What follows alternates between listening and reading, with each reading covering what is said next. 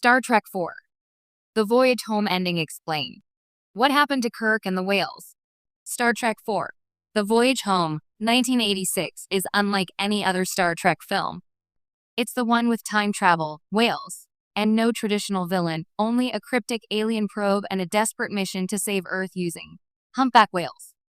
The film ends on a triumphant, heartwarming note, but beneath the humor and levity lies a deeper thematic resonance and a surprisingly emotional send-off for Admiral James T.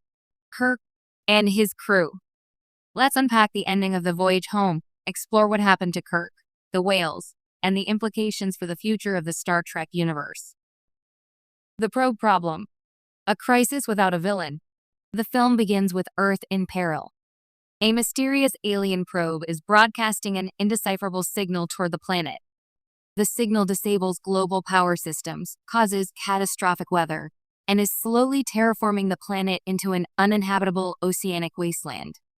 Starfleet discovers the probe's transmissions match the vocal frequencies of humpback whales, creatures that had gone extinct in the 21st century. The only solution? Time travel to the 20th century to retrieve whales who could respond to the probe and save the planet.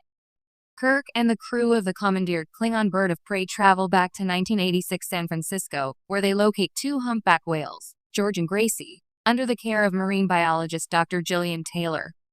After some classic fish-out-of-water comedy, a little romance, and a harrowing escape from a whaling ship, the crew transports the whales and seawater aboard the ship, slingshots around the sun again, and returns to the 23rd century, just in time. The ending. A whale song saves Earth. As Earth teeters on the brink of collapse, the crew releases the whales into San Francisco Bay.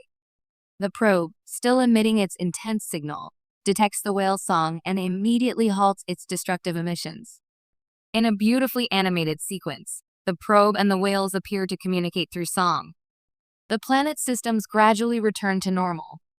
The crisis is over, not through war or violence, but through understanding and reconnection with nature. This resolution is powerful because it flips the typical sci-fi climax on its head. There's no enemy to defeat, only a misunderstanding to correct. The probe wasn't an invader.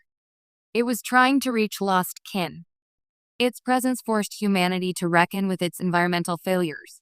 The extinction of humpback whales was not just a loss to Earth, but to the greater universe. What happened to the whales? George and Gracie are released into San Francisco Bay and begin swimming away, free at last. The crew watches them go with admiration and relief. While the film doesn't explicitly follow up on the whales after this moment, we can infer several things. 1. They're safe and free in the 23rd century, a time with far more advanced marine conservation capabilities than 1986. Starfleet likely ensures their protection and care, possibly even facilitating breeding to restore the species. 2. Their songs remain vital, not just for communication with the probe, but perhaps for scientific study and preservation.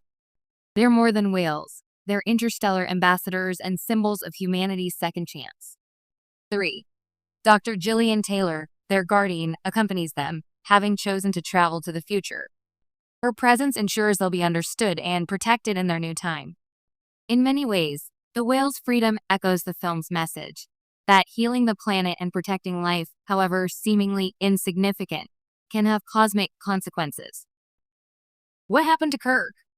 Kirk's arc across Star Trek 2 through 4 is one of redemption. In The Wrath of Khan, he confronts age, loss, and mortality, culminating in Spock's death. In The Search for Spock, he defies Starfleet to resurrect his friend, sacrificing his ship and career. In The Voyage Home, his defiance becomes Earth's salvation. At the film's end, Kirk and the crew face judgment for their actions. Kirk is demoted from admiral to captain, a punishment he accepts with a smile. Why? Because deep down, he never wanted to be anything else. As Spock once said, Kirk's best destiny was as a starship captain. The demotion is poetic. Kirk regains command of a ship, reclaims his true calling, and sets off once again to explore the stars, not as a bureaucrat, but as the leader he was always meant to be. What happened to the crew? The entire crew, Spock, McCoy, Scotty, Sulu, Chekhov, and Uhura are exonerated due to their heroic actions. Spock, newly restored from death and reintegration of his Katra, chooses to return to Starfleet alongside Kirk. When asked by his father Sarek if he has made peace with his human and Vulcan sides, Spock simply